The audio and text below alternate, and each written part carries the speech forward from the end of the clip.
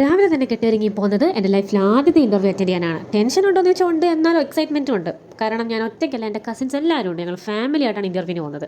ഇനി എങ്ങാനും അവർ ചോദിക്കുന്ന ചോദ്യങ്ങൾക്ക് ഉത്തരം കിട്ടാതെ വെള്ളം കുടിക്കേണ്ടി വന്നാലോ എന്ന് കരുതി ഞങ്ങൾ ഓൾറെഡി ഒത്തിരി വെള്ളം കൊണ്ടാണ് പോയത്. ഇത് എൻ്റെ കസിൻ അവിടെ ചെന്ന് എന്തൊക്കെ ചെയ്യണം ചെയ്യേണ്ടെന്നുള്ള ഇൻസ്ട്രക്ഷൻസ് ആണ് തന്നുകൊണ്ടിരിക്കുന്നത്. അങ്ങനെ കാറ് വന്നു, നമ്മളെല്ലാവരും ഇൻ്റർവ്യൂവിന് പോവാണ്.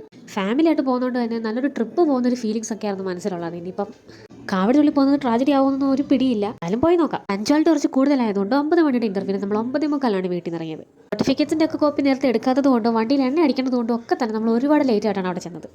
ചെന്നപ്പോൾ ഒരു ഉത്സവത്തിനുള്ള ആൾക്കാരുണ്ടായിരുന്നു. ഇത്രയും തൊഴിലിടങ്ങളുണ്ടോ നമ്മുടെ നാട്ടിലെന്ന് ആലോചിച്ച് പോയി. അവിടെ ചെന്നപ്പോൾ തന്നെ ഏതൊക്കെ ജോലികളാണ്, ഏതൊക്കെ കമ്പനികളാണെന്നുള്ള ലിസ്റ്റ് ഓൾറെഡി അതിനകത്ത് പബ്ലിഷ് ചെയ്തിട്ടുണ്ടായിരുന്നു. പിന്നെ ദൈവം സഹായിച്ച് നമ്മൾ പഠിച്ചതോട്ട് ബന്ധമുള്ള യാതൊന്നും അതിനകത്തുണ്ടായിരുന്നില്ല.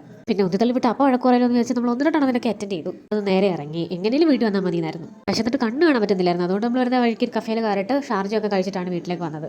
ജോലി കിട്ടുമോ കിട്ടില്ല എന്നുള്ളതല്ല, പക്ഷേ ഞങ്ങൾ ഒരുമിച്ചുണ്ടായിരുന്നു. ഈ ഒരു ദിവസം ഞങ്ങൾക്ക് ഒരുപാട് ഇഷ്ടപ്പെട്ടു. ഒരുപക്ഷെ ഒരുപാട് നാൾ കഴിഞ്ഞ് നമ്മൾ ജോലിയൊക്കെ മേടിച്ച് ഒരു ഫാമിലി ആയിട്ട് സെറ്റിൽ ആയിട്ടൊക്കെ കഴിയുമ്പോൾ ഒരുപക്ഷെ ഈ ഒരു വൈബ് കിട്ടണമെന്നൊന്നുമില്ല. സോ എല്ലാം കഴിഞ്ഞ് നമ്മൾ വീട്ടിൽ വന്നു.